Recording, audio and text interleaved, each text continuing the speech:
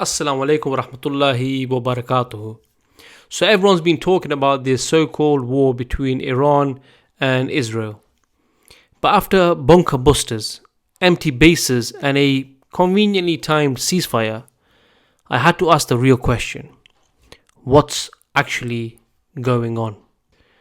Is this war even about Palestine? Is it even a war? Or just political theatre to reset the region on America's terms? On that note, let's get into the video, inshallah ta'ala.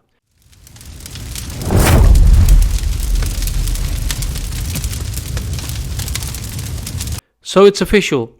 Trump's taken to his beloved Truth Social and declared that the Iran-Israel war is over. A ceasefire announced. 12 days of fire and fury, and now, just like that, they want to call it a reset. The Americans are obviously claiming victory. The Zionists are grinning with satisfaction. And Iran seems to be quietly licking its wounds, hoping no one notices how deep they run. But let's not get caught up in the media smokescreen.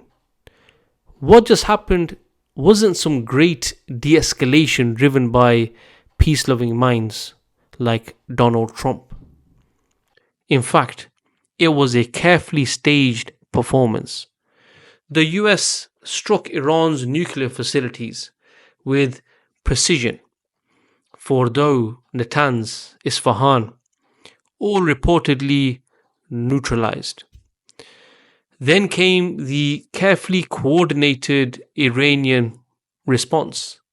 A missile attack on the US base in Qatar, which, surprise, surprise, was empty. The Americans and Qataris were actually warned beforehand. So, was this a real response? Or was it just theatre? And then Trump, in his self-appointed role as savior of the Middle East, tells us it's time for peace, that Iran has done what it needed, that Israel has achieved its objectives. So let's move on. But here's the real question. What just happened to Iran? Iran, brothers and sisters, had a golden opportunity. Its people were enraged. The axis of resistance was watching. The Zionists were vulnerable, overstretched in Gaza, desperate for a win. And yet, unfortunately, Iran blinked. Rather than land a blow on Israeli targets in Gaza, or even target US assets with real consequence, Iran chose survival. A few days ago, I wrote a blog where I laid out what I believed were Iran's only real options in this war. If you haven't read it, these were those options. Option 1. Surrender and abandon the resistance project. Option 2. Play it smart. Strike just enough to save face. And option 3. Go all in and fight back with full strength. Now, looking at what's happened, it's obvious. They chose option 2. But you know what? Let's be real. Option 2 is just option 1 with delay. And to make matters worse, Iran's move to hit a US base in Qatar has backfired. It wasn't seen as an attack on America. It was framed as an attack on Qatar. Cue condemnations from these treacherous Arab regimes and the Muslim League. Suddenly, Iran isn't seen as the defender of Palestine, but the regional troublemaker. In my opinion, a strategic own goal. But let's be honest, this wasn't about Palestine. If it was, then Iran would have struck where it hurts. The occupying forces in Gaza, the settlements, the supply lines.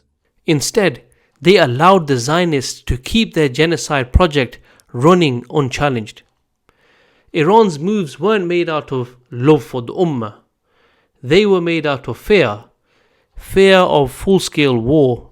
Fear of regime collapse. fear of losing the little influence they've got left. Because look, let's look around. Their influence in Syria, gone with the fall of Assad. In Lebanon, Hezbollah has basically been neutralized.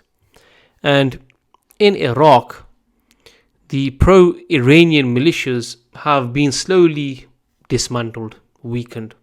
So this is the weakest Iran has looked in years. And the Americans know it. Certainly the Zionists know it. That's why they struck now, when the octopus has lost its arms. But let's not mistake this moment. This ceasefire doesn't mean peace. It's a tactical pause, a recalibration. The Americans will now push for a new deal, one that ties Iran down even more tightly than the 2015 agreement ever did. Trump wants to revive the Abraham Accords. The Zionists want dominance without resistance. And Iran, they just want to survive. And all of this, the war, the ceasefire, the silence on Gaza, exposes the bitter reality that the resistance project many placed their hope in was always built on shaky ground. Without unity, without true Islamic leadership, without a vision bigger than nationalism and self-preservation, it was always going to crumble. The Ummah doesn't need survivalists, it needs revivalists. It needs those willing to challenge the global order, not bow to it. It needs action that's not just strategic, but sincere. Because the enemy we face doesn't rest, and they understand only one language: strength backed by belief. So now that Iran has chosen its path, the question remains: what path will the rest of the Ummah take? So that's where we are. Another war ended, but genocide continues. Iran's nuclear program in ruins, and Israel walks away claiming victory.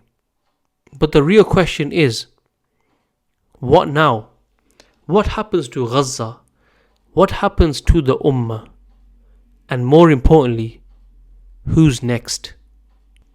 If you found this analysis useful, hit the like button so that inshallah it reaches more people. Drop a comment with your thoughts. Do you think this was just a surrender disguised as a ceasefire? Or do you still believe Iran has a bigger plan? And of course, don't forget to subscribe for more unapologetic Muslim podcaster analysis. No filters and no sugarcoating.